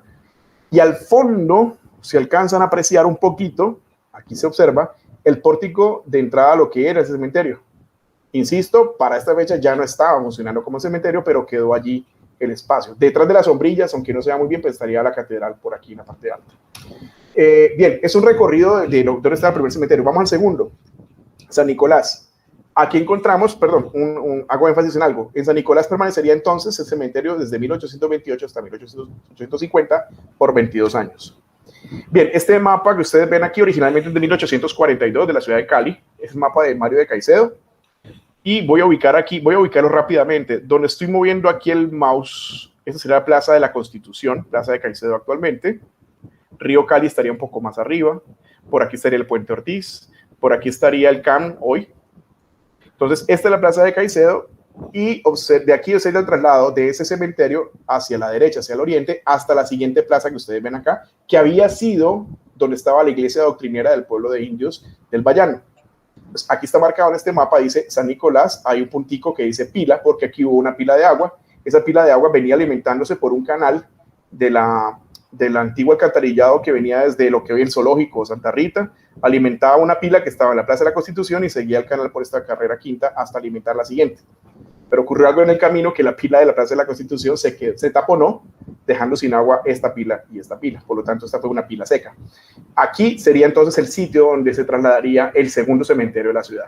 Si ustedes observan muy al extremo derecho, por aquí se futura avenida Miguel López Muñoz, es decir, la calle 25. Pero todavía Cali no llegaba hasta allá, llegaba hasta este punto. Por eso por aquí se ubicó el cementerio. Y observamos algo interesante. Aquí es el cementerio laico. Más adelante les voy a hablar un poquito de ese cementerio que ya se ve en un mapa de 1842, por lo menos la descripción del mismo. Esto que ustedes ven aquí corresponde a la primera iglesia de San Nicolás de Mira o San Nicolás de Bari, que hubo en lo que hoy se llama el Parque de San Nicolás o Plaza 20 de Julio. Atrás se ve la construcción de una iglesia, de la iglesia que hoy se mantiene, la iglesia de San Nicolás, fue construida detrás de la original iglesia de la ermita de San Nicolás. Entonces, esta es la antigua, por detrás estaba apenas levantando la moderna, la que fue posterior. Por aquí, por la izquierda, sería la carrera quinta y hacia la derecha se quedaría el cementerio. El cementerio entonces lo ubicarían en nuestra ubicación a la derecha de esta iglesia, a la derecha. Ahí sería ubicada. Esta es otra fotografía del mismo espacio. Por perspectiva pareciera dar impresión que al lado de esta iglesia estaba esta casona, pero no, la casona está al fondo. La iglesia en realidad aquí, en este espacio, quedaría ese cementerio que estamos hablando, que fue el segundo que... Esta fotografía muestra ya cómo es demolida la iglesia de la ermita de San Nicolás. Lo que ustedes ven aquí, las guaduas aquí tiradas, pues son restos. Bueno, acaban de demolerla en 1925 y al fondo quedó visible, ahora sí, el inicio de la iglesia de San Nicolás. Fue bastante básico el inicio, nos faltaba bastante para ese periodo. Y observamos unos años después, ya en 1927, cómo ya se organizaba de mejor manera el parque. Se ve ya emplazada la estatua de nuestro prócer Ignacio Herrera y Vergara, inaugurada en 1927. Discurso de inauguración que lo dio también nuestro abogado del Partido Liberal, José Manuel Saavedra Galindo. Y vemos que ya avanza un poquito más la construcción de la iglesia de San Nicolás. Sería prácticamente debajo de esta estatua o monumento donde estuvo el cementerio. Se extendía desde esta zona hasta la carretera, casi hasta la entrada de esta iglesia. En todo este cuadrilátero queda ubicado ese cementerio. De hecho, en mapas antiguos pude encontrar que esta calle que pasa por todo el frente de entrada de la iglesia, en mapas antiguos trae el título de calle del cementerio. Es el nombre que le dan a él. Bien, hay un periodo, voy a llamarle de transición. Algo ocurre en 1850 que tienen que sacar el cementerio de San Nicolás, pero para trasladarlo al sitio final, todavía no estaba listo, que era el sitio que les he mostrado, que fue San Diego de Alcalá, que queda en el cementerio donde se mueve en la carrera primera. Algo pasó que aún no estaba adecuado a la otra zona y tuvieron que ubicarlo en un punto de transición por 2 años. No hay mayor información de esta transición, simplemente las escrituras dicen que quedó en el cementerio en un ejido de San Isidro, ejidos de Agua Blanca. Eso es todo lo que dicen. Todavía no he logrado encontrar exactamente qué sitio era. Agua Blanca, digamos que como laguna que fue, que en la obra de Eustaquio Palacios le menciona Laguna de Cataya. Sabemos dónde ubicada al suroriente de la ciudad como laguna. pero no creo que hubiera sido en esa zona. En conclusión, no está muy claro la ubicación y exactamente a qué se refieren con San Isidro en la ciudad de Cali. El hecho es que ahí estuvo durante 2 años mientras se terminaba de adecuar la zona donde iba a quedar, y finalmente, ahora sí, el tercer cementerio es el que conocemos hasta hoy, el Cementerio Central de Cali. Traigo aquí unas láminas para que conozcamos esos inicios de este Cementerio Central de Cali. Fue promovido por el fraile Fray Damián González. Sí hubo un fraile muy activo con la ciudad de Cali y todo el urbanismo, se llama Fray Damián González, uno de los sacerdotes más queridos, por ende él tiene su propia estatua o monumento al frente de la iglesia o la plaza actualmente de San Francisco. Las rejas que ustedes la ven se pidieron en 1860 a Europa. Imagínense que en Cali no se hacían ni siquiera unas rejas, no había cerrajería, no había metal, entonces había que mandarlo a traer de otro país, de otro continente realmente, pero por distintas razones se demoran todo este tiempo. Hay guerras, en 1860 estallan guerras internas y finalmente terminan siendo instaladas en 1882. He leído documentos que antes del enrejado pues está completamente a la intemperie, y eso habían quejas de los ciudadanos que decían que les daba un poco de, ¿qué palabra usar? Les parecía denigrante que se permitiera que al estar sin rejas entraran vacas, entraran perros, entrara ganado, pastaran sobre las tumbas, y les parecía pues que era un irrespeto frente a sus seres queridos que estaban aquí enterrados. Entonces eso motivó a ubicar la reja que ustedes observan. Lo que estaría a la izquierda sería la carrera primera, y observen aquí lo que fue la entrada inicial, como fue concebido el cementerio. Por lo tanto, la entrada quedaba sobre la primera. Actualmente no queda allí. Actualmente queda al voltear, terminando la esquina y al voltear, es decir, sobre la carrera 30, por allá es que queda la entrada. Bien. Perdón, un comentario, un detalle. El arquitecto que empezó a hacer, no el diseño que está en la foto, sino los posteriores que se vienen trabajando, que participó en ellos, era el arquitecto Espíritu Santo Hoffman. Bueno, realmente era ingeniero. Creo que arquitectura todavía no era el cargo que tenía en ese momento. Este señor fue el mismo que construyó la pila de Crespo, la famosa pila de Crespo que se menciona tanto en Cali. Él fue el constructor. Lo que pasa es que el de la pila de Crespo, el donante, el que aportó el dinero y el capital, era José Joaquín Crespo, y la promovió al frente de su casa, pero el arquitecto, el ingeniero que la construyó se llamaba Espíritu Santo Hoffman. Bien, estas son otras fotografías. Camellón de la carrera primera, que con 28, la carrera 28 sería acá. Esta es la primera por aquí, y a la izquierda observamos cómo era ese primer cementerio central, pero fíjense que ya empezaban a darse ubicaciones de viviendas también aquí alrededor. Esta fotografía no hay una fecha clara, pero puede ser años 30, muy probablemente, que se estaba dando. Y atrás, miren, sin pavimentar, pues cómo sería esto en temporada de lluvia, ¿no? Sería bien difícil el tránsito. Misma zona, pero un poco más enfocando hacia la izquierda. Aquí estoy moviendo hacia la derecha, el puntero del mouse sería la calle 28, la entrada quedaría por acá, la entrada principal. De todas maneras, aquí observo que hay un pórtico y hay unas personas bajo ese pórtico.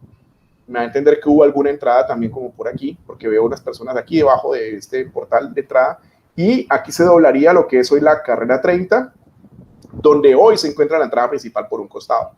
Y ya se empezaban a construir al fondo en el cementerio, pues las bóvedas circulares características de nuestro cementerio central. Un comentario sobre cementerios en las haciendas y qué función tenían. Hago una advertencia que lo traigo a colación porque es un tema de cementerios, pero no voy a desarrollar esta información dado que ya fue impartida aquí en nuestra academia.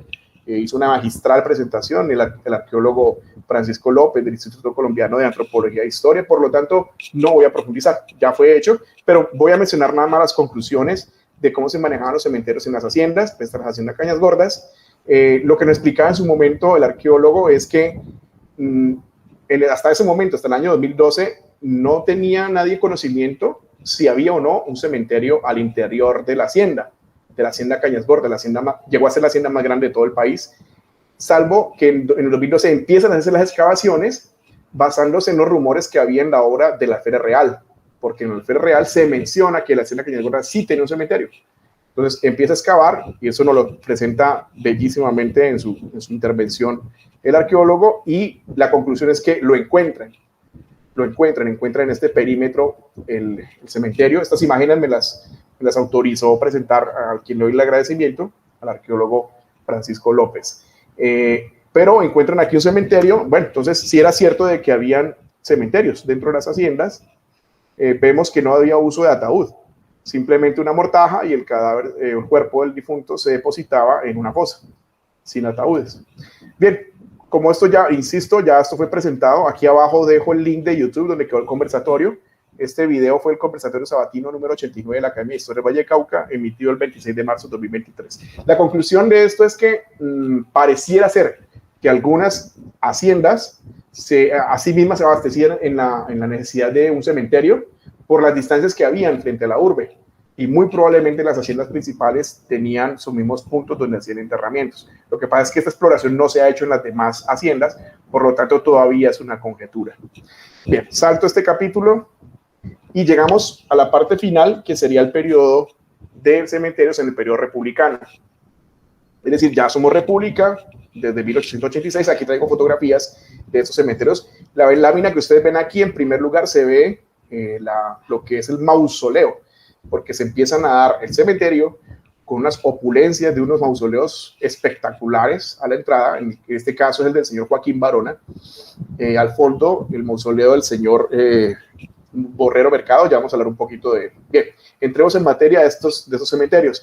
El cementerio que ya promovió el cementerio central, que había sido ubicado, iniciado en 1852, se necesita hacer una intervención para adecuarlo de mejor manera, que no se viera como si estuviera en abandono, y se le pide esa labor al ingeniero Emilio Sardi Garcés, nacido en 1875, fallecido en 1927, y la foto fue tomada justamente un par de meses antes de su fallecimiento. A la derecha vemos la residencia de este ingeniero. Esto quedaba en la calle 13 con carrera sexta. A la derecha sería la calle 13, a la izquierda sería la carrera sexta. Estas casonas fueron demolidas completamente, ya no queda nada de ellas. Este ingeniero hace lo que ustedes observan a la izquierda. La información que voy a mostrar en esta lámina es tomada de la revista CITSE, que tiene un artículo espectacular en su revista número 4, se lo recomiendo que lo lean. Evidentemente es enfocada netamente en la arquitectura, entonces ellos con mucho detalle le explican toda esta transformación del cementerio central. Yo la voy a resumir muy rápidamente, basándome en eso. En 1910 al 26, toda esta intervención sería el ingeniero Emilio Sardi. Y observen que por aquí sería la entrada principal, esta es la carrera primera, y había un camino que conducía directamente hasta el fondo de donde estaba la iglesia. Por eso tiene una razón, y es que una esfera estaba a la izquierda, en la mitad con unos osarios cilíndricos verticales. A la derecha había igualmente, replicaba de manera simétrica, una forma circular donde se depositaban los osarios contra las paredes, contra el muro. También tiene un osario vertical aquí, y había un sendero que terminaba en una última esfera más pequeña, y finalmente se llegaba a la iglesia. Explica la revista CITSE que el concepto de esto era emulando los pasos por los que tenía que caminar un alma desde el momento de morir. Pasaba por el cielo, por el infierno, por un purgatorio, y finalmente era redimida esa alma cuando entraba a la iglesia. Fíjense que la iglesia recibía aquí al peregrino que circulaba por el cementerio, y desde una toma aérea esa iglesia tendría una forma de cruz. Esta forma, desde la toma aérea, ya se las voy a presentar, hoy se mantiene esa forma. Pero vendría lamentablemente el incidente de la explosión del 56, que es tan famoso, se ha publicado en Cali, lo de los camiones que iban a Buenaventura y estallaron, y deterioran esta iglesia, deterioran el cementerio, obliga a una intervención de Álvaro Calero Tejada, y empieza a cambiar la forma, lo que ustedes ven aquí. Adicionalmente, había crecido tanto la población caleña que entre 1910 y 1950 la población de Cali había crecido en más del 1058% de habitantes. 1058% en un rango de 40 años. Es una cosa absurda la cantidad de población, por lo tanto el cementerio se quedó pequeño. Eso llevaba a buscar nuevas naves de donde poner más osarios. Y el ingeniero Álvaro Calero Tejada lo que hace en este caso es adicionar una bóveda que rodeara de manera circular a la primera iglesia que ustedes ven aquí a la izquierda. La rodeó con otra circunferencia. Desliga un poco las conexiones que habían de los muros y respecto a la iglesia, aquí lo desliga y le ubica unos osarios en línea, perpendicular o radiales más bien, en esos costados. Esta es la transformación del 68 al 70. Vemos que siguen apareciendo más muros. Por lado y cara de cada muro, pues hay ubicación de osarios. Y finalmente es prácticamente la forma actual, lo que ustedes ven aquí a la derecha. Está llena por todos los lados posibles de osarios. Y si comparamos con la idea inicial, pues hay una diferencia enorme lo que ha tenido la transformación de este cementerio. Bien, lo que vamos a continuar, que viene siendo ya unas partes más o menos finales, son láminas antiguas de ese cementerio central. a la izquierda esta arquitectura. La fotografía pertenece a la colección del Chato Buenaventura, que coleccionaba fotos históricas, que tenía su museo, y esto estaba a la entrada. Realmente pareciera ser un osario, no sé si era para ubicar una estatua, bueno, no me queda claro la función, pero el hecho es que hoy esto no existe. Esta es la forma de la iglesia que estaba al fondo. Si ustedes observan a la entrada de la iglesia, aquí ven tejas. Quiere decir que los osarios pegaban contra la entrada principal, no había manera de irse para los lados. Eso sería cambiado luego con unas intervenciones. Esa es otra fotografía antigua del señor Escarria, donde ya vemos que empiezan a aparecer mausoleos. Este sería el tercer mausoleo que tuvo, es de la niña Elizabeth Caicedo Eder. Aquí la de Mazzini, la tumba de Mazzini, aquí ahorita vamos a hablar de ella. Aquí vemos el mausoleo del señor Joaquín Barona, aquí de las hermanas veladoras de la comunidad de San José de Gerona. Vemos acá, aquí del señor Borrero Mercado, y al fondo es uno de estos osarios verticales de una de las circunferencias. Esta fotografía es de los años 30 aproximadamente. Esta fotografía es del año 36, se ve una escultura de una dama llorando sobre lo que parece ser el ataúd de un bebé y un ataúd más grande. Confieso que no supe la historia de lamentablemente no la encontré, pero tampoco existe hoy ya en el cementerio central de hoy no está este tipo de arquitectura. Lo que podemos ver aquí es que dice J. Fischer, escultor, que sería el mismo escultor de la obra de la cuadriga romana que hoy se encuentra sobre el obelisco, de los caballos y un jinete allí en el obelisco, al frente del hotel del obelisco, sería este mismo escultor italiano, Giovanni Fischer o Juan Fischer. Vemos aquí láminas de episodios de las costumbres de 1903, esta sí es de 32, sobre la costumbre que había en los caleños de visitar los cementerios en el Día de los Muertos, en el Día de los Difuntos. Costumbre que se ha ido perdiendo y ya en Colombia o en Cali prácticamente no se celebra esto, pero nos da una muestra. Se ponen las mujeres una mantilla oscura, en este caso, los hombres vestidos de negro, los niños también usaban mantilla y este era el aspecto cementerio en esos años. Esta imagen también es de la misma Día de los Difuntos. Aquí el mausoleo del señor Joaquín Barona y un carro ingresaba hasta esa zona. Hoy en día no hay manera de ingresar un carro por aquí. Y aquí está la escultura de la dama llorando sobre un ataúd a lo que pareciera ser de un bebé. Aquí más imágenes del Día de los Difuntos del año de 1932 y cómo era el aspecto del cementerio central. Se ve bastantes cruces, ¿no? Más que mausoleos, muchas cruces, un poco en desorden si se quiere, pero ese era el aspecto que tenía en ese momento el cementerio central. Esta imagen de poca calidad nos deja ver a la derecha la tumba de la niña Elizabeth Eder, de la que ya vamos a hablar rápidamente ahora, la iglesia al fondo, y aquí la figura de Mazzini. Comparto un hecho curioso. Hace 2 semanas por coincidencia de la vida, pude hablar con que era la hija del escultor de esta estatua que ustedes ven aquí. El señor que esculpió esta imagen de este ángel, su nombre es Jorge Enrique Montermoso. Jorge Enrique Montermoso fue el escultor y esta estatua hoy ya no se encuentra en el cementerio central, ya no la ves, ya no está ahí. Me explicaba la señora, pues ya calculo está entre los 70 años, creo yo, o 70, un poco más. Ella es la hija del escultor, esta foto es de los años 30, me explicaba que, bueno, es una historia que ella me la narra, se la voy a transmitir rápidamente. Me explica que Mazzini, no tengo claro si era el difunto o fue el que mandó a hacer la estatua, pero pareciera ser que el que mandó a hacer la estatua era un señor muy adinerado y su pareja, que era un jovencito, eran una pareja homosexuales, fallece el jovencito, es el jovencito el que fallece y el señor, que era un empresario reconocido en esos años en la ciudad de Cali, manda a hacer esta estatua y al ángel le hace esculpir la cara del jovencito que falleció. Y esto pues fue tomado desde esos años y en adelante por aquellos que se identificaban con ser el tema homosexual y se reunían en torno a la tumba de Mazzini, pues a reunirse, a charlar, luego se volvió un poco de fiesta o un tema así, me explica la señora, lo que llevó con el tiempo a que prefirieran quitarle ahí la estatua. Pero esa es la versión que me da la señora, la hija del escultor de la estatua o el monumento de Mazzini dentro del cementerio central.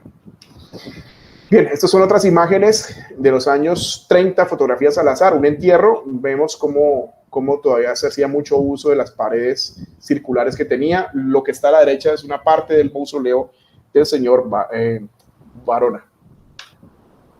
Sí, Joaquín Barona. Bien, esta imagen es del periódico de la parte de atrás de la iglesia, cómo quedó luego de la explosión del 56.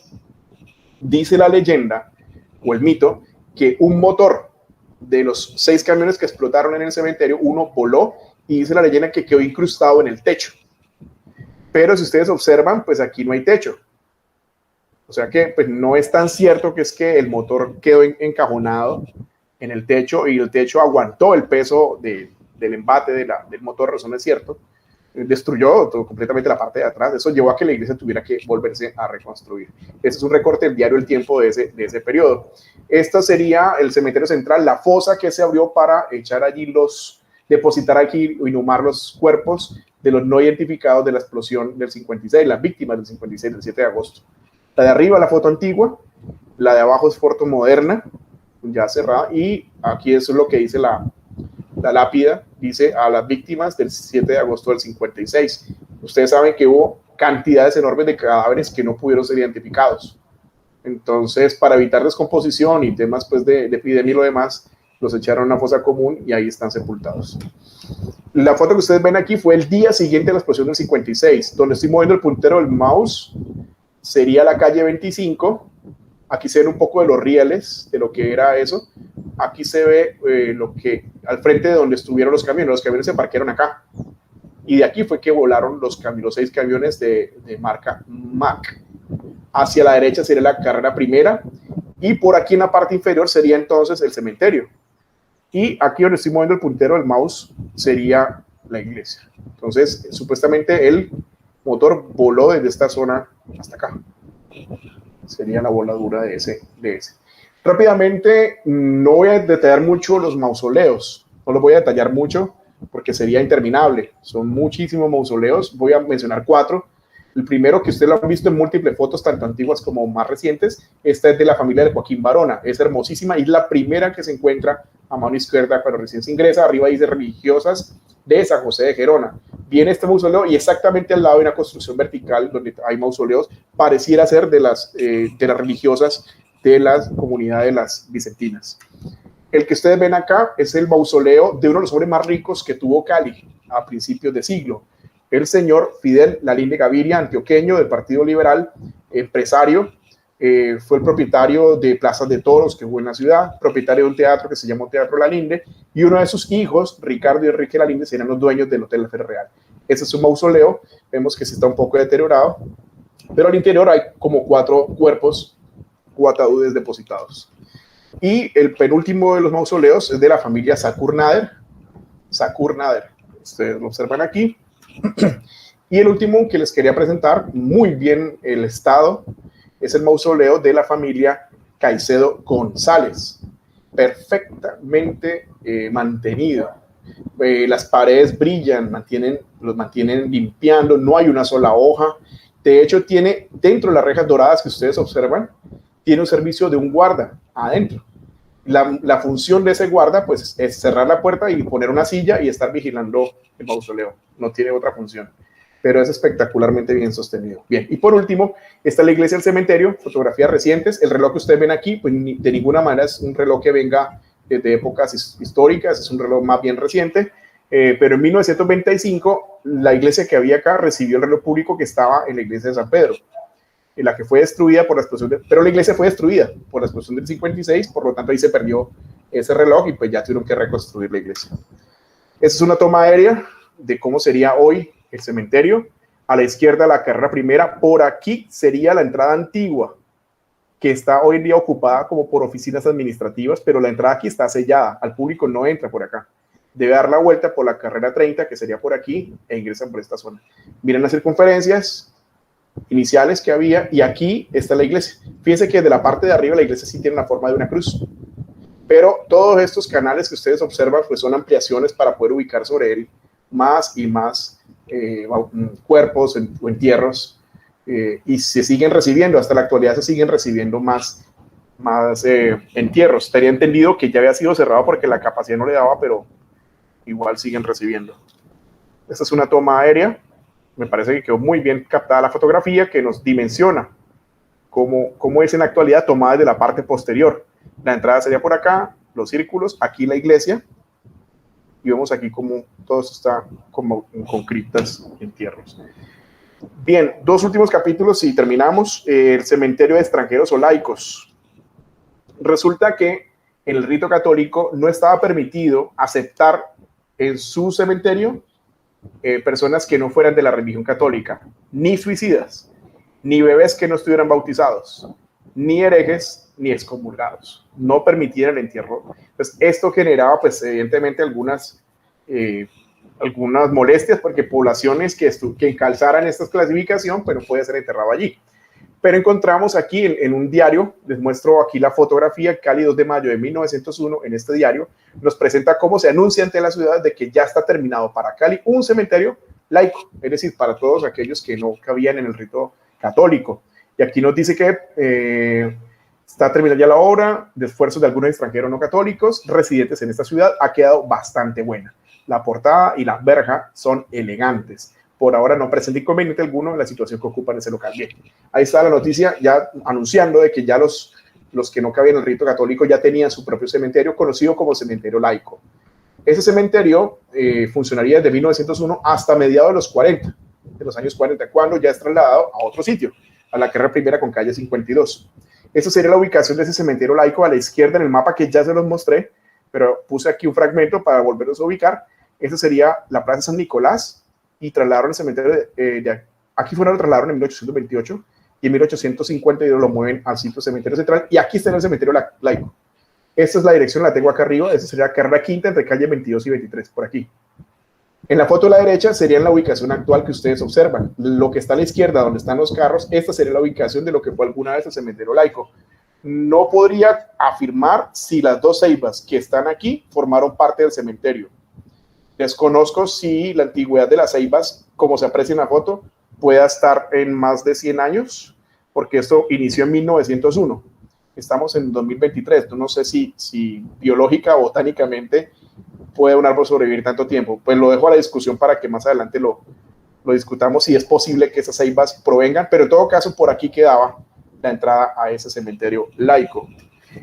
Aquí traigo una cita y debo mencionar al doctor Mario Andrés Llano en su libro Edward Gregory, porque había una excepción para poder permitir el entierro de ciudadanos extranjeros en cementerios católicos, y era a los ciudadanos británicos a partir de un convenio que hubo, un convenio binacional entre este país de Inglaterra y Colombia, para permitir que en el cementerio católico se permitiera el entierro de naturales de Inglaterra. Ese acuerdo fue firmado el 1 de diciembre de 1870. Por lo tanto, en nuestro cementerio central, si hiciéramos un recorrido, perfectamente podríamos encontrar lápidas de extranjeros ingleses en esos periodos sin ningún problema, por ese acuerdo que, según nos lo explica el doctor Mario muy bien en su obra, en la página 614, una investigación espectacular con mucho detalle, nos explica de que sí hubo una excepción en estos casos. Bueno, esta cronología me la voy a saltar, ya estamos sobre tiempo, pero aquí está toda la explicación de ese cementerio. El resumen de esta parte que me estoy saltando, lo que estoy mostrando es que en la transición, después de que logramos la independencia en 1819, hasta que nos volvemos república, dado que habían disputas por el poder, guerras, a veces mandaban los conservadores, a veces mandaban los liberales, y dependiendo de quién estaba en el poder, hacía más fácil o más difícil de que hubiera cementerio para laicos.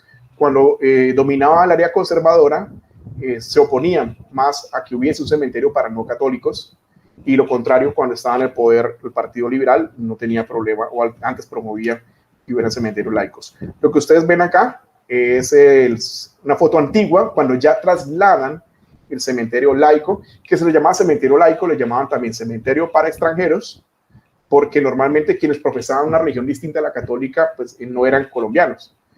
Era muy difícil que un colombiano, un caleño de esas épocas, abrazara una religión distinta a la católica.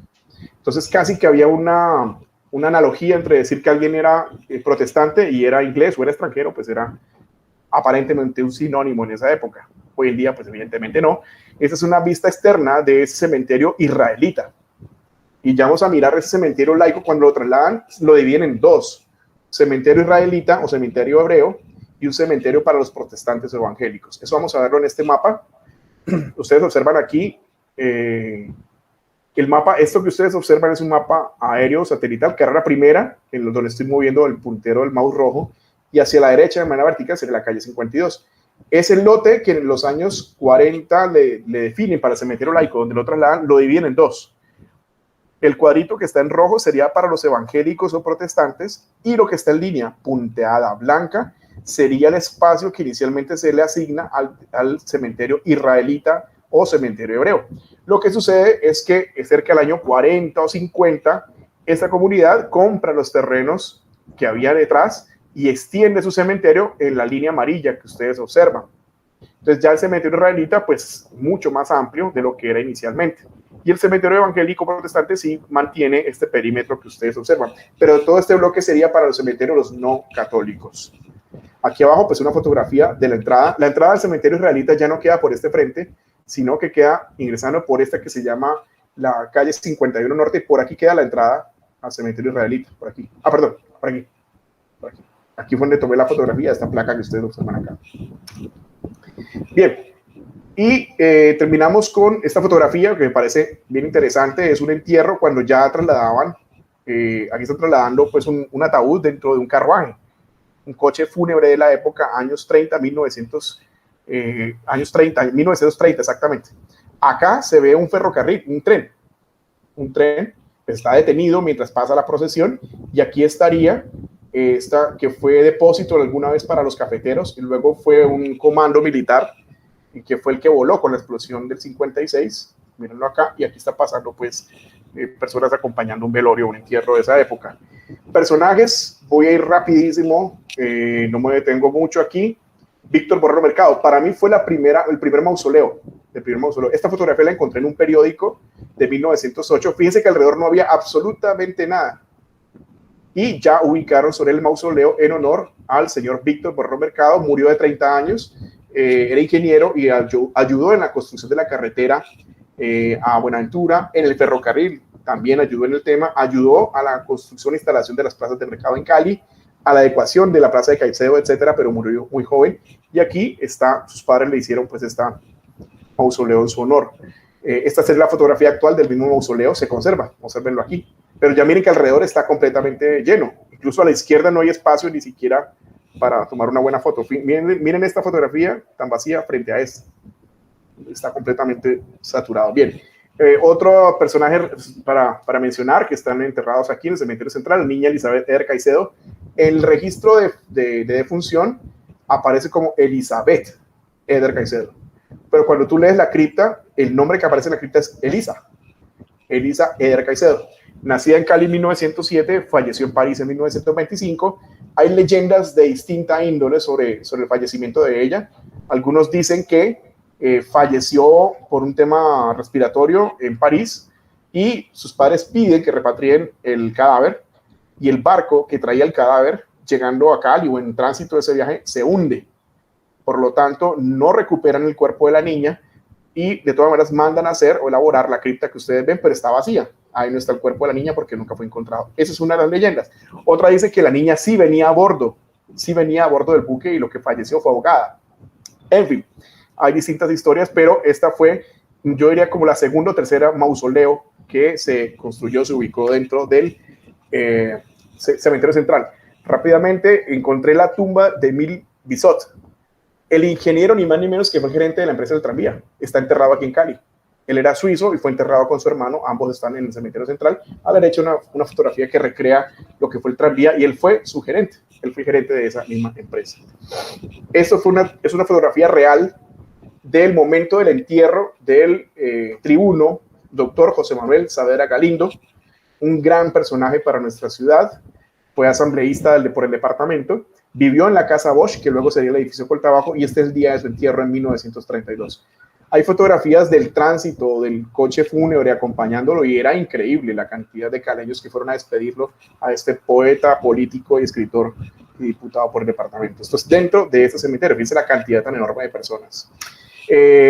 Esta es una acróbata y piloto de autos, Felice Pucciarini. Venía en un ride desde Buenos Aires, en un concurso de un ride desde Buenos Aires hasta Nueva York. Pero en su paso por Cali, ellos se tomaban unos descansos, él decide recaudar dinero y le propone a los empresarios que reúna gente en el estadio Versalles, que era el estadio que había, perdón, este es el hipódromo, no el estadio, el hipódromo Versalles, en la ciudad de Cali, y que él va a hacer un acto, un truco, el salto de la muerte. Lamentablemente, la historia es más larga, pero la resumo, no le sale bien el truco y el tipo fallece. Él termina siendo aplastado por el carro delante de todos los espectadores. El carro le aplasta el cráneo y el pecho. Él tiene una agonía de 15 minutos y muere en el césped. Y es enterrado en el cementerio central. Murió en 1928. Adolfo Aristizábal Llano, me quedan 2 personajes más y ya vamos cerrando. Adolfo Aristizábal Llano está allí. Miren la cantidad de placas de agradecimiento. Está allí. Digo algo que pronto lo hago con respeto. Me molesta de que han salido muchos documentales o supuestos documentales diciendo que el señor Adolfo Aristizábal Llano era el monstruo de los mangones o de que él era un vampiro en Cali. Quienes quieran googlear o mirar por YouTube, ponen Adolfo Aristizábal Llano y en vez de salir todo lo que hizo por la ciudad con su legado empresarial, todo lo que trajo con maquinarias, lo que trajo con vehículos y todo lo demás, inmediatamente lo primero que usted encuentra es que dicen que él era el monstruo de los mangones. El señor Adolfo Aristizábal Llano fallece el 31 de diciembre del 63 y resulta que la primera víctima del monstruo de los mangones se encontraba, o por lo menos se anuncia en los periódicos, en marzo de 1964. O sea que ya había fallecido el señor don Adolfo Aristizábal cuando sucede la primera víctima, el que se llamó el monstruo de los mangones, que nunca fue resuelto ese caso, pero pues ahí nomás, empezando desde allí, pues demostramos que no hay ninguna manera, ninguna posibilidad de que sea asociado de alguna manera el señor Adolfo Aristizábal Llano con este tipo de actos. Bien, se encuentra también en el cementerio central. Jovita está enterrada en el cementerio central, la reina de los ojos verdes. Este es el día de su sepelio, misa en la iglesia de San Pedro. Aquí están las bóvedas y este es un acercamiento que le hice a la bóveda. Dice, adiós reina, los ojos verdes le brillaban. Y ahí está la fecha de fallecimiento de ella. Está aquí, donde estoy moviendo el puntero del mouse en la foto inferior, a esta altura como del pecho. Cuando uno se acerca y encuentra la tumba de ella. Esta es una niña que se le atribuyen milagros. Ya empieza un poco los mitos, las creencias de nuestros ciudadanos y le ponen tarros con muñecos. Es una niña que falleció siendo bebé, creo que no alcanzó ni los 6 meses. La habían bautizado como Michelle Saudí García Álvarez y en nuestra idiosincrasia creemos que algunos de estos difuntos hacen milagros y le ponen lápidas de agradecimiento y le ponen tarros con muchos muñecos y flores. Esta fotografía es reciente, esta la tomé hace unos 3-4 meses y hay muñecos por todos lados acompañando la cripta. Bien, hay un mito, estas fotos son recreacionales de un evento, no son reales de Cali, ¿no? Sobre el mito de las catacumbas.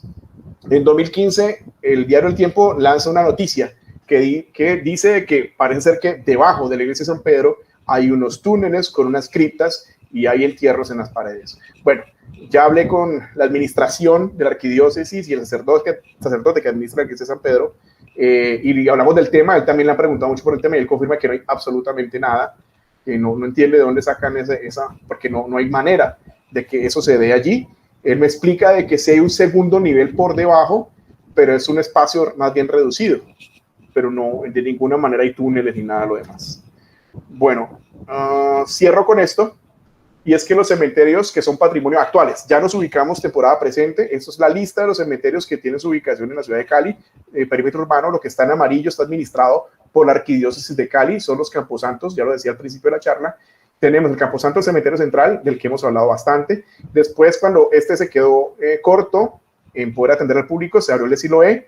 Está el cementerio Camposanto del Norte, Metropolitano del Norte, queda llegando como por la 14 pues, de Calima, y cementerio Metropolitano del Sur, Camposanto. Estos dos ya los mencionamos, cementerio israelita y cementerio evangélico. Esos son patrimonios los que estoy mencionando, y hay 2 parques cementerios, Parque Cementerio Jardines de la Aurora y Parque Cementerio Jardines del Recuerdo, que forman parte de lo que es una protección de patrimonio. Y para irme y agradecerles la paciencia, me he extendido, quería hacerlo más rápido, pero bueno, espero no haberlos aburrido con tanta información. Yo sí tengo una propuesta y la he venido anunciando en los escenarios en que he podido hacerlo, y es que considero que, guardando el respeto, el cementerio de la ciudad de Cali, el cementerio central, debería ser un destino para un recorrido turístico e histórico. Así ocurre en otros países, porque ciudadanos que quieran conocer la historia Una de las maneras es mirando los fallecidos, los difuntos y qué obras dejaron, cómo se llamaban. Si hay una manera de que haya un monumento, pues como era, o la misma apreciación como arte de los que son los mausoleos, es un atractivo turístico. Sin embargo, hay mucho por hacer porque nuestro cementerio central, lo digo, está muy desordenado, muy deteriorado, no hay un respeto por la uniformidad digamos, de las lápidas. Ahí, hoy en día ya les pegan, en manera de sticker, le pegan las fotos. Entonces ponen las fotos del escudo del Deportivo Cali, la fotografía del escudo del América, el escudo de una cosa, y está lleno, pues, eso es mucho desorden y pues no estamos listos, pero sí creo que si se hace un trabajo, podría ser una fuente importante para la ciudad.